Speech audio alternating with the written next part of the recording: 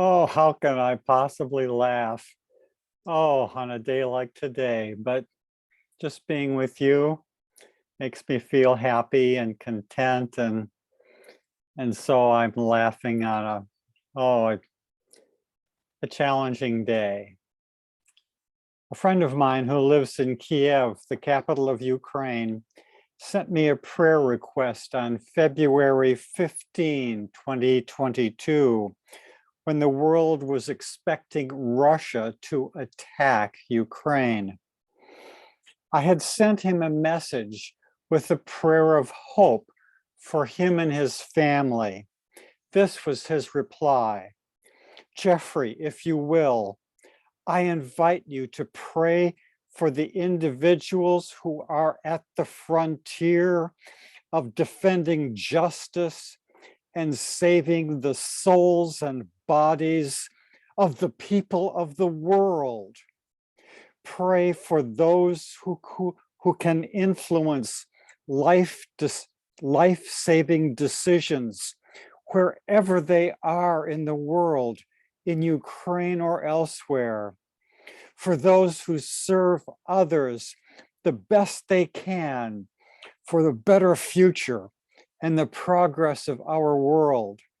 For them to have bravery, strength, and inspiration. Whoa. Now, this series of reflections on leadership and teamwork has no direct relationship to geopolitics. In this communication, I am interested in Jesus as a leader and what commands he gave his followers, what they should be and do. I'm working now from the New Testament Gospel according to John chapter 15. And Jesus is saying, I am the vine and you are the branches. And he's talking about, we're to be fruitful so that the life flows. And we are, he says, abide in me and I in you. In other words, stay in touch, keep in communion with that spirit within. Then he says,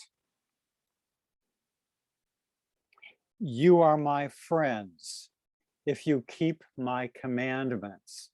All right, flashback. What are his commandments? Well, for starters, how about this one? You shall love the Lord your God with all your heart and with all your soul and with all your mind and with all your strength. And you shall love the neighbor as yourself. Oh, for starters. Okay, back to John 15. Then he says, I have said these things to you so that my joy may be in you and that your joy may be complete. And what comes then? A new commandment. Love one another as I have loved you. And what does he say right after that? Greater love has no one than this, to lay down the life for one's friends. You are my friends if you do what I command you. These things I command you so that you will love one another. How do we ascend to that level of love? I assure you, I am no hero, but I'm going to tell you a couple stories about how I've tried to ascend to that level. One is,